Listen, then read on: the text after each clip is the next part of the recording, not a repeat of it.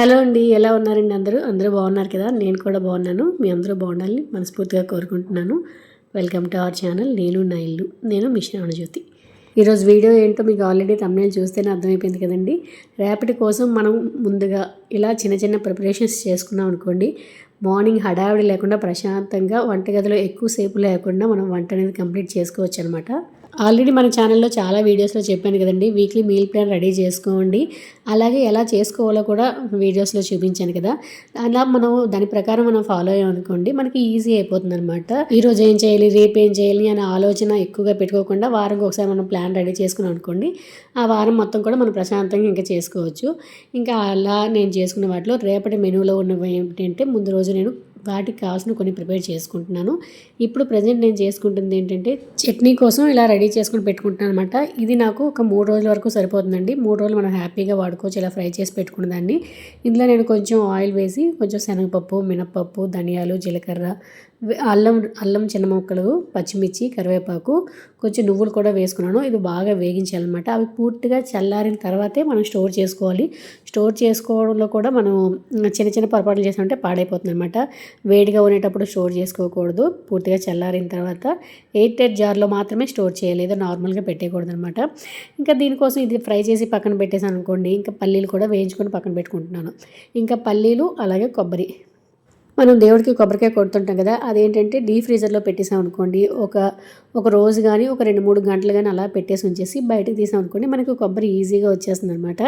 ఇంకా వాటిని ముక్కలుగా కట్ చేసుకొని మనం ఫ్రీజర్లో పెట్టుకున్నాం అనుకోండి, అసలు నెలల తరబడి వాడుకోవచ్చు హ్యాపీగా. అసలు పాడవదు అనమాట. మనం ఫ్రిడ్జ్లో పెట్టినా నార్మల్గా కొన్ని రోజులకి పాడవుతుందేమో, కానీ ఫ్రీజర్లో పెట్టుకుంటే అసలు పాడవదండి. మనకి ఎప్పుడు నచ్చితే అప్పుడు వాడుకోవచ్చు. రకరకాల కర్రీల్లో కానీ, ఇంకా పిల్లలకి కొబ్బరి పాలు ఇచ్చేటప్పుడు కానీ, ఏమైనా స్వీట్స్ చేసుకునేటప్పుడు కానీ, ఇలా చట్నీ చేసుకునేటప్పుడు కానీ, దేనికైనా రెడీగా కొబ్బరి ఉంటే మనం వాడుకోవచ్చు. ఇంకా పల్లీలు వేపుకున్నాను కదా, అవి పూర్తిగా చల్లారిన తర్వాత ఒక డబ్బాలో వేసి స్టోర్ చేసుకుంటున్నాను.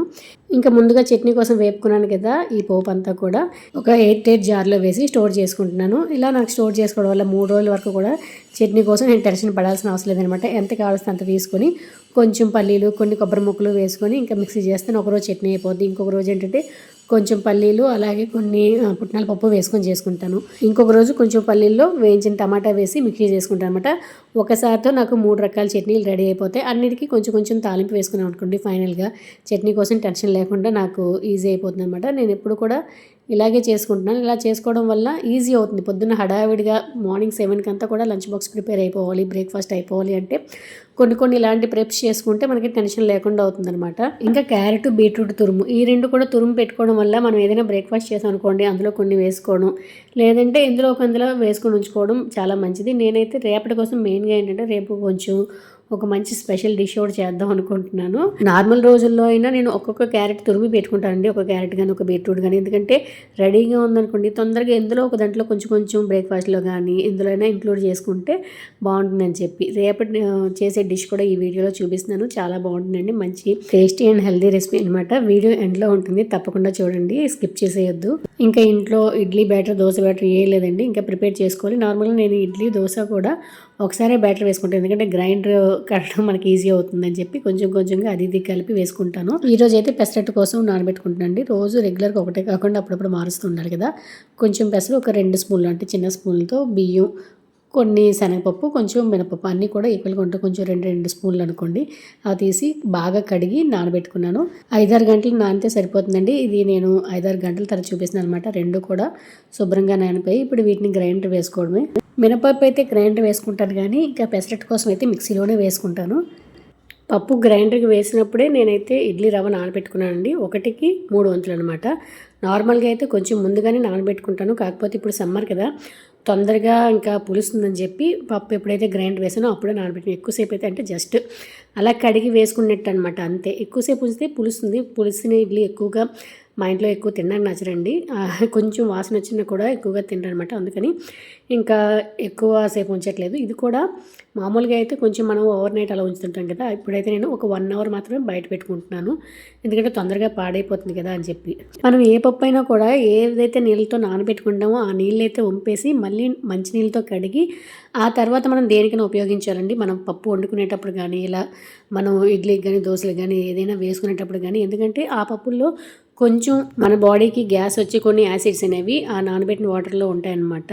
అవి పప్పులు రిలీజ్ చేస్తాయి. అందుకని అవి వాడడం వల్ల మనకి గ్యాస్ ఫామ్ అయ్యే ఛాన్స్ ఉందన్నమాట. కొంతమందికి బ్లోటింగ్ అనిపించడం, గ్యాస్ ఫామ్ అవ్వడం జరుగుతుంది. అందుకని మనం ఎప్పుడైనా నానబెట్టిన పప్పు నీళ్ళు వంపేసి మనం చేసుకోవాలన్నమాట. ఇదైతే నాకు పెసరట్టు బ్యాటర్ రెడీ అయిపోయింది. దీన్ని నేను బయట అయితే ఉంచట్లేదండి, ఫ్రిడ్జ్లోనే పెట్టేసుకుంటున్నాను.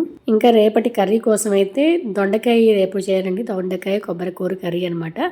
ఇంకా అలాగే మునక్కాడ టమాటా కర్రీ కూడా, రెండు అంటే కర్రీ కాదు, మునక్కాడ టమాటా అనేది కొంచెం గ్రేవీలాగా వస్తుంది. ఇది ఏంటంటే కొంచెం ఫ్రై కర్రీ కదా. ఈ రెండింటి కోసం నేను ఈరోజు రెడీ చేసుకుంటున్నాను. మెయిన్ దొండకాయలు అండి. దొండకాయలు కొయ్యడానికే చాలా టైం. ఇలాంటివి అయితే మాత్రం ముందు రోజు కట్ చేసుకుంటేనే మనం ఆ టైంకి అయితే చేయగలం. కాలీఫ్లవర్ ఒకటి, కాలీఫ్లవర్ కూడా చాలా జాగ్రత్తగా తెచ్చుకోవాలి. ఎందుకంటే అందులో ఏ పురుగులు ఉంటాయో తెలియదు. తీసేటప్పుడు కొంచెం క్లీన్ చేసుకునేటప్పుడు దానికి కూడా ఎక్కువ టైం పడుతుంది. అలాగే క్యాబేజీ కూడా కట్ చేయడానికి ఎక్కువగా టైం పడుతుంది. బీన్స్ ఇలాంటివన్నీ మ్యాక్సిమం అన్నీ ముందు రోజే కట్ చేసుకొని పెట్టుకోవడం వల్ల మనకి పని ఈజీ అయిపోతుంది. ఇంకా అంటే అన్నీ చేయలేం కదా. వంకాయ, బంగాళదుంప ఇలాంటివన్నీ కట్ చేసుకోలేం కదా. ఏవైతే మనం కట్ చేసుకుంటే పాడవో అన్నీ కూడా మనం ముందు రోజు కట్ చేసుకొని పెట్టుకోవడం వల్ల మనకి చాలా టైం అయితే సేవ్ అవుతుందండి. ఉదయం హడావిడి లేకుండా మనకు ఒక 10-15 నిమిషాలైనా టైం అయితే సేవ్ అవుతుంది అనమాట. ఇంకా మునక్కాయలు కూడా కట్ చేసుకొని పెట్టేసుకున్నాను. ఇంకా అన్నీ అయిపోయినట్టే. నాకు రేపటి కోసం ప్రెప్స్ అనేవి నేను ఆల్రెడీ అల్లం వెల్లుల్లి పేస్ట్ ఇవన్నీ కూడా వీక్లీ మీల్ ప్లాన్లో మనం చేసుకుంటాం కదా. అల్లం వెల్లుల్లి పేస్ట్ కానీ లేదా వెల్లుల్లి రెబ్బలు ఒలిచి పెట్టుకోవడం కానీ అవైతే నేను అలా చేసుకొని పెట్టుకుంటాను ఫ్రిడ్జ్లో. అవైతే ఉన్నాయి. ఇలా వీక్లీ మీల్ ప్రెప్ కూడా ఆల్రెడీ మన ఛానల్లో ఉన్నాయి. ఇంకా కావాలి అంటే చెప్పండి, ఇలాంటి వీడియోస్ ఇంకా పోస్ట్ చేస్తూనే ఉంటాను. కొన్ని డ్రై ఫ్రూట్స్ అయితే నానబెట్టి పెట్టేశానండి. ఇంకా పప్పు రేపు ఉదయం పప్పు ఇంకా లేచిన వెంటనే నానబెట్టేస్తానమాట. అందుకని ముందుగా అలా పెట్టేసి బాక్స్లో పెట్టేశాను. ఇది నెక్స్ట్ డే మార్నింగ్ అనమాట. లేచిన వెంటనే ఇంకా రెడీగా కప్పులో పప్పు వేసి పెట్టుకున్నాను కదా, దాన్ని నీళ్ళు వేసేసి పెట్టేసి, బియ్యం కూడా అంతే. ఎందుకంటే నేను ఈరోజు కుక్కర్లో కాకుండా స్టీమర్లో పెడదాం అనుకుంటున్నాను. నేను ఒక 3 టైర్ స్టీమర్ ఒకటి తీసుకున్నాను. ఎందుకంటే ఈ మధ్య ఎక్కువగా స్టీమింగ్ రెసిపీస్ అన్నీ ఎక్కువగా చేస్తున్నాను, స్టీమ్ చేసి కుక్ చేస్తున్నాను కాబట్టి ఈ స్టీమర్ అయితే యూజ్ అవుతుందని చెప్పి తీసుకున్నాను. ఇది ఎటువంటి కొలాబరేషన్ కాదండి, జస్ట్ నా మనీ ఇచ్చి నేను అమెజాన్లో బుక్ చేసుకున్నాను. తీసుకోవడం అయితే తీసుకున్నాను, కానీ ఇది నేను అనుకున్నట్టు వర్కౌట్ అవుతుందా లేదా అయితే తెలీదు, చూడాలి. నేనైతే ఈ వీడియో చేసే ముందు ఒక 3 టైమ్స్ నేను అది యూజ్ చేసిన తర్వాత అది ఎలా ఉంది అంటే, మనం ఫస్ట్గా యూజ్ చేస్తున్నాం ఏ రెసిపీకి ఎంత టైం పడుతుంది, ఏది అంటే రైస్ కుక్ అవుతుందా, పప్పు కుక్ అవుతుందా లేదా, వెజిటేబుల్ స్టీమ్ చేయడానికి ఎంత అవుతుంది అనేసి తెలుసుకోవాలని చెప్పి నేను 3 రోజుల పాటు దానిపైన చేశాను. చేసిన తర్వాత ఈరోజు వీడియో అయితే చేస్తున్నాను. ఇంకా మార్నింగ్ లేచిన వెంటనే అందుకని చెప్పి పప్పు బియ్యం నానబెట్టుకుని, ఎందుకంటే స్టీమర్లో కాబట్టి మనకి ఇంకా ఎక్కువసేపు నానాలి. మామూలుగా అయితే మనకి పప్పు ఒక అరగంట గంట నానినా సరిపోతుంది. నేను ఎందుకంటే లేచిన వెంటనే ఇంకా నానబెట్టుకొని పక్కన పెట్టేసుకున్నాను అనమాట. ఈలోగా బయట తుడుచుకోవడం, ఇల్లు తుడుచుకోవడం, దీపం పెట్టుకోవడం అన్ని పనులు అయిన తర్వాత నేను ఇంకా వంటగదిలోకి వచ్చేసాను. ఉల్లిపాయలు మనకి ఎన్ని కావాల్సిన నీటిలో నానబెట్టేసుకున్నాను అనుకోండి, కళ్ళు మంట అనేది తగ్గుతాయి ఉల్లిపాయ కట్ చేసుకున్నప్పుడల్లా. లేదంటే ఒక 10-15 నిమిషాల పాటు మనం ఫ్రిడ్జ్లో పెట్టి తీసినా కూడా మనకి కట్ చేసేటప్పుడు కళ్ళు మండవండి. ఈ టిప్ ఎవరైనా ఉల్లిపాయలు కట్ చేసేటప్పుడు ఎక్కువగా బాధపడడం వల్ల అయితే ఈ టిప్ ఫాలో అవ్వండి. ఇంకా నీటిలో నానబెట్టే దానికంటే ఒక 15 నిమిషాలు ఫ్రిడ్జ్లో పెట్టి తీసాను అనుకోండి, అసలు కళ్ళు మండవన్నమాట. నేనైతే అలాగే ఫాలో అవుతుంటాను ఎప్పుడైనా కూడా, నీటిలో వేయడం కానీ ఫ్రిడ్జ్లో పెట్టి తీయడం కానీ. ఇంకా పప్పు అయితే శుభ్రంగా నానిపోయింది కదా. ఈలోగా నేను స్టీమర్ అడుగు గిన్నెలో కొంచెం ఒక గ్లాసున్నర నీళ్ళు వేసి ఇంకా స్టవ్ మీద పెట్టుకున్నాండి. ఈలోగా కొంచెం ప్రీ హీట్ అవుతుంది కదా అని చెప్పేసి ఇంకా పప్పులో నేను కొంచెం జీలకర్ర, వెల్లుల్లి రెబ్బలు, పచ్చిమిర్చి వేసి ఇంకా స్టీమర్ అడుగు గిన్నెలో పెట్టేసుకుంటున్నాను అనమాట. అందులో మనం నిమ్మకాయ పిండేసింది ఉంటుంది కదా తొక్క, అది కూడా వేసుకున్నాను. ఎందుకు వేసుకున్నాను అంటే, మనం ఏవైనా ఇడ్లీ పాత్రలో కానీ కుక్కర్లో కానీ మనం డైలీ పెట్టుకుంటున్నాం అనుకోండి, దాని అడుగున ఒక వైట్ స్కేల్లా వచ్చేస్తుంది కదా తెల్లగా, అది రాకుండా ఉండాలంటే మనం పిండేసి నిమ్మకాయ తొక్కలు వేసాను అనుకోండి, గిన్నె ఎప్పుడు కూడా కొత్త దానిలో ఉంటుందన్నమాట. దాంతోపాటు నేను కిందన పప్పు గిన్నెతో పాటు 2 బంగాళదుంపలు కూడా పెట్టుకున్నాను. ఇంకా పైన బౌల్లో దొండకాయ కట్ చేసుకుని దొండకాయ ముక్కలు, అలాగే టమాటోలు, అలాగే ఇంకా ములంకాయలు కూడా పెట్టుకున్నాను. ఇంకా 3 టైర్ కదా, ఇంకొక స్టెప్ కూడా ఉంది కదా. దీంట్లో ఏంటంటే రైస్ పెట్టుకున్నాను. దానిపైన ఇంకా ఇడ్లీ పాత్ర ప్లేట్ అయితే నాకు కరెక్ట్గా సరిపోయిందండి. ఇదైతే 21 ఇంచెస్ అనమాట. నేను తీసుకునేటప్పుడే నా ఇడ్లీ పాత్ర ప్లేట్ సైజ్ చూసుకొని నేను చెక్ చేసుకొని తీసుకున్నాను. ఎందుకంటే మనకి నా కాన్సెప్ట్ ఏంటంటే, కింద పెట్టేటప్పుడు ఇడ్లీ కూడా రెడీ అయిపోవాలి. పొద్దున్న హడావిడిలో మా హస్బెండ్ ఎక్కువగా ఇడ్లీ తినడానికి చూస్తుంటారు. అందుకని చెప్పి ఇడ్లీకి వేరేగా మళ్ళీ పాత్ర పెట్టుకుని కాకుండా ఆయన కోసం ఒక ప్లేట్ అయినా పెట్టేసేట్టు ఉండాలని చెప్పి నేను సైజ్ చూసుకొని తీసుకున్నాను అనమాట. ఇంకా దీనిపైన రైస్ పైన ఇడ్లీ పెట్టేసి ఇలా కొంచెం బీట్రూట్ క్యారెట్ మనం తురుము పెట్టుకున్నాం కదా, ఇలా వేసి ఒక స్టఫింగ్ లాగా టేస్ట్ కూడా చాలా బాగుంటుంది, రెగ్యులర్ ఇడ్లీలా కాకుండా. ఒకసారి మీరు కూడా ట్రై చేయండి, పిల్లలు కూడా మంచి కలర్ఫుల్గా కనిపిస్తుంది, తినేస్తారనమాట. ఇంక ఇలా రెడీ చేసుకొని నేను ఇంకా పైన పెట్టేసుకున్నాను. వీటికి నేను 2 అలారం పెట్టుకున్నాను అనమాట. ఒక 10 నిమిషాలకు ఒక అలారం పెట్టుకున్నాను, అలాగే 25 నిమిషాలకు ఒక అలారం పెట్టుకున్నాను. ఎందుకంటే నేను ముందు 3 రోజుల నుంచి కూడా కుక్ చేసి చూస్తున్నాను కదా, దేనికి ఎంత టైం పడుతుందని చెప్పి. నేను చేసిన టైంలో ఏంటంటే నాకు అర్థమైంది 10 నిమిషాలకి మనకి వెజిటేబుల్స్ అన్నీ కూడా స్టీమ్ అయిపోతున్నాయి, అలాగే ఇడ్లీ కూడా కుక్ అయిపోతుంది అనమాట. పప్పు కానీ అన్నం కానీ అవ్వడానికి ఒక 25 మినిట్స్ అయితే అవుతుందండి. ఇంకా అందుకని నేను 3 కూడా ఒక 3 నాకు 2 ఐటమ్స్ రెడీ అవుతున్నాయి. పైన దాంట్లో ఇడ్లీ అలాగే రైస్ అవుతుంది, రెండో దాంట్లో ఇంకా వెజిటేబుల్స్ 2 కూరల కోసం మునక్కాడ టమాటా అలాగే దొండకాయ ఫ్రై కోసం దొండకాయలు రెడీ అవుతున్నాయి.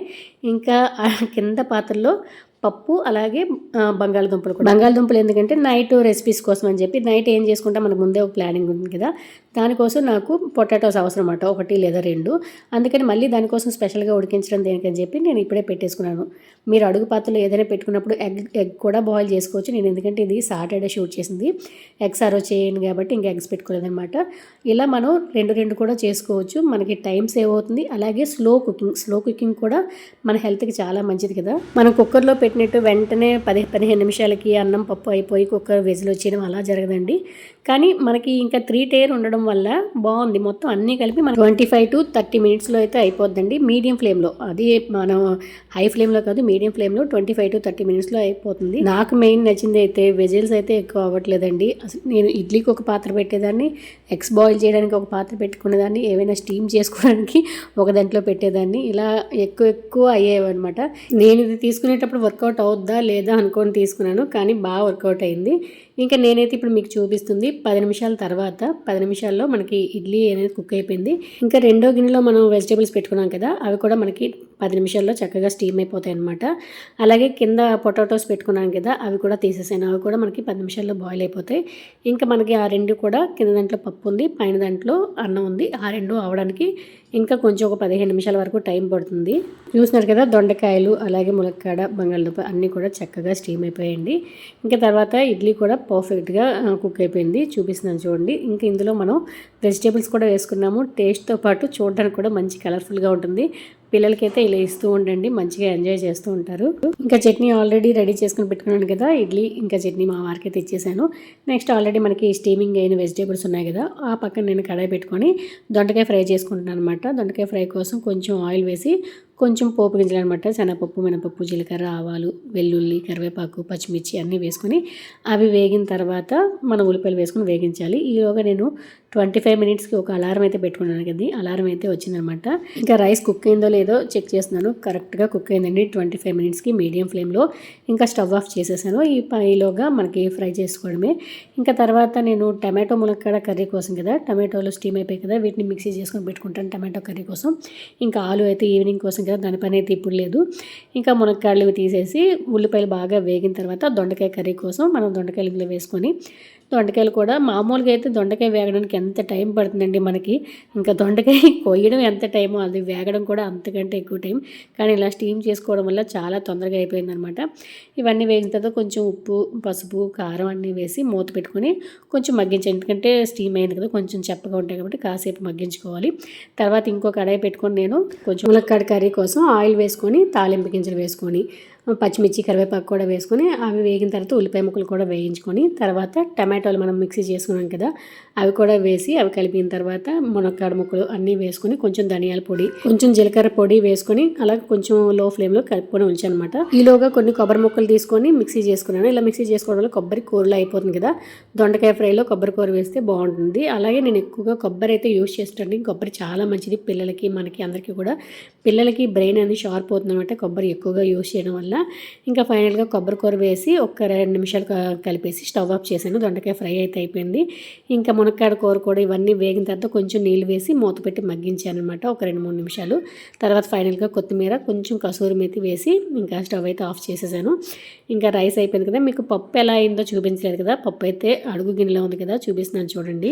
మనం కుక్కర్లో పెడితే బాగా మెత్తగా అయిపోతుంది కదండి, అలా అయితే అవ్వలేదు. కాకపోతే మనం పప్పు కుద్దుతో నలిపామనుకోండి ఇంకా మనకి పప్పు బాగానే ఇంకా తాలింపు పెట్టేసుకుంటే రెడీ అయిపోయినట్టే. మీరు చేతితో నలుపుతుందని చూడండి, ఇలా అయిందనమాట. ఇంకా దీంతో నా లంచ్ బాక్స్ పని అయితే అయిపోయినట్టే. లంచ్ బాక్స్తో పాటు మధ్యాహ్నం మీల్స్ అన్నీ కూడా అనమాట. ఇదేంటంటే నైట్ ఈవినింగ్ చేసుకునేది అనమాట. మీకు చెప్పాను కదా ఈవినింగ్లో మంచి డిష్ ఉందని చెప్పి. ఇదైతే హై ప్రోటీన్ హెల్దీ డిష్ అండి. మనం బ్రేక్ఫాస్ట్లో అయినా తీసుకోవచ్చు, నైట్ డిన్నర్లో అయినా తీసుకోవచ్చు. దీనికోసం ఏం లేదు, తురిమిన క్యారెట్, బీట్రూట్, అలాగే చిన్న ముక్కలుగా కట్ చేసుకుని ఉల్లిపాయ ముక్కలు, పచ్చిమిర్చి. మనం మార్నింగ్ నేను బాయిల్ చేసుకున్నాను కదా పొటాటో, ఇది కూడా మ్యాష్ చేసుకుని వేసుకోవాలన్నమాట. తర్వాత ఓట్స్ పౌడర్ అండి. ఓట్స్ని నేను కొంచెం ఒక 2 స్పూన్ల ఓట్స్ని ఇలా మిక్సీ చేసుకున్నాను పౌడర్ లాగా. తర్వాత కొంచెం కొత్తిమీర వేసుకొని, సాల్ట్ వేసుకొని, టేస్ట్ సరిపడా సాల్ట్ వేసుకొని, కొంచెం ధనియాల పొడి, జీలకర్ర పొడి మీకు కావాలంటే వేసుకోవచ్చు. ఇవన్నీ కూడా మంచిగా మిక్స్ చేసుకొని చిన్న చిన్న బాల్స్లా చేసి మనం ఒక టిక్కీస్ లాగా మనం ఇలా రెడీ చేసుకొని పెట్టుకోవాలన్నమాట. వీటిని ఏంటంటే మనం నార్మల్గా కొంచెం వెన్న కానీ నెయ్యి కానీ వేసుకొని ప్యాన్ మీద అలా ఫ్రై చేసుకున్నా సూపర్ టేస్టీగా ఉంటుంది.